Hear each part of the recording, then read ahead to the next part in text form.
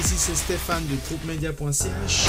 Aujourd'hui j'ai le plaisir de vous présenter la nouvelle Amico A9 rouge et l'Amico A9 bleu. On va ouvrir les cartons, voir ce qu'il y a à l'intérieur. Alors on commence avec la rouge. On va passer à travers les différentes spécifications des deux modèles. Et on va discuter des différences qu'elles ont. Ici, le carton, ils ont les mêmes contenus. Du coup, ça sera comme ça. Alors ici, on a forcément l'alimentation électrique. On a la télécommande qui est la même qui est fournie avec la 6N Max ou la 6N. Le câble HDMI. Et on a le petit œillet pour la réception de la télécommande. Hop, comme ça, comme ça. Alors, cette A6 9 rouge et bleu ont des toutes petites différences. On va déjà passer en travers. On voit le design ici de la rouge. Après, avec le petit sensor devant, en fait, quand on l'allume.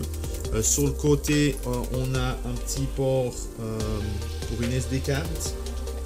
On a aussi le petit trou pour faire un recovery du boîtier. Ici, c'est le port pour le câble optique. Ici, pour connecter le petit œillet pour la réception de la télécommande. Le port Ethernet, le port HDMI et pour l'électricité. Ensuite, ici sur le côté, on a un port USB 3 et un port USB 2.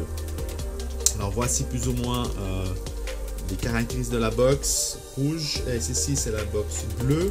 Donc c'est juste le design qui change et quelques spécifications au niveau des options. C'est la même chose. Donc on retrouve exactement la même chose que ce qu'on vient de voir sur la rouge. Alors, hop, comme ça il y a un peu plus de luminosité.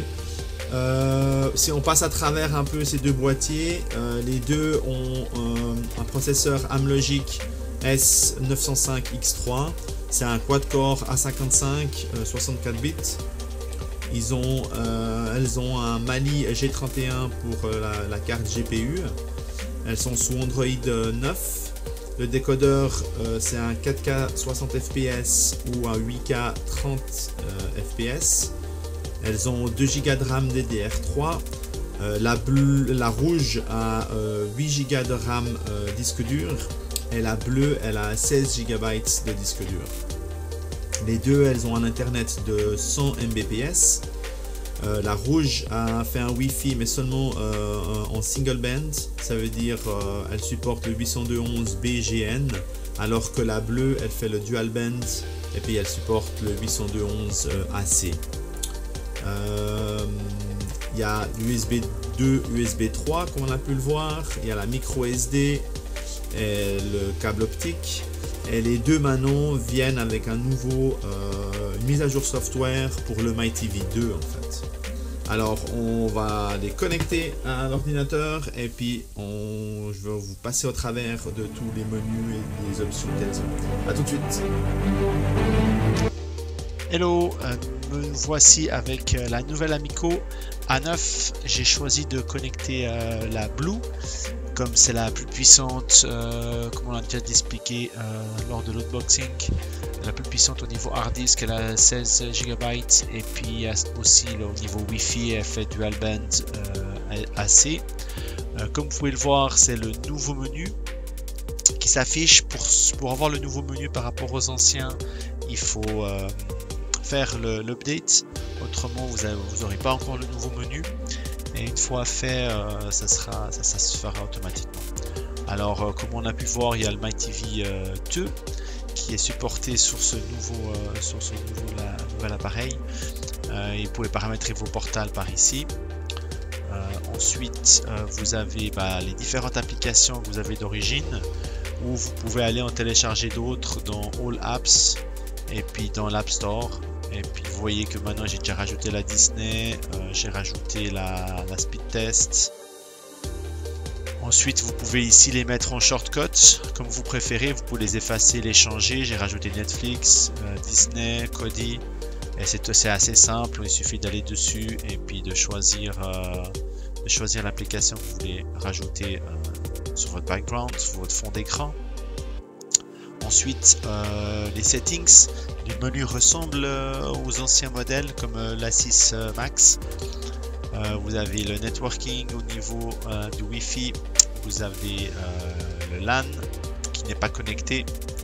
Ensuite, ce qu'on peut faire, c'est vous passer le device en français. Comme ça sera plus simple. Le réseau, les disques durs externes comme un NAS. Par exemple, AirPlay, si vous voulez brancher un VPN, setuper un VPN. Les langues, les dates, les mises à jour que vous avez si vous avez des upgrades. Remettre à zéro, presets d'usine. Changer votre code parental. Vous avez différents réglages comme le temps de bannière si vous voulez augmenter les infos de bannière. Ça reste plus longtemps ou moins longtemps. Ensuite, vous avez le standby mode. Moi, j'aime bien mettre option comme ça. Quand vous éteignez l'appareil, il vous demande en fait si vous voulez faire un deep standby ou un standby ou un restart. Ça vous évite de vous lever pour la faire redémarrer. Et votre compte Google à propos des versions. Et dans le dernier carré device, c'est votre résolution en fait que vous pouvez changer. Il y a plusieurs paramétrages de contraste, de saturation, si vous voulez enclencher le HDR, oui ou non. Alors après, à vous de jouer un peu avec tous ces paramètres.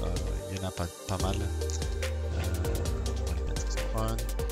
Et la zone d'affichage, forcément, pour adapter la zone d'affichage à votre téléviseur. Le disque dur et le Bluetooth. Alors voilà, je crois qu'on a fait le tour. J'espère, en plus après en bas vous avez le LAN, des petits shortcuts pour le Wi-Fi, pour les updates et puis pour les informations. La même chose qu'on retrouve dans les settings. J'espère que vous avez aimé cette vidéo et je vous dis à la prochaine. N'oubliez pas de vous souscrire et salut les gars, bye bye.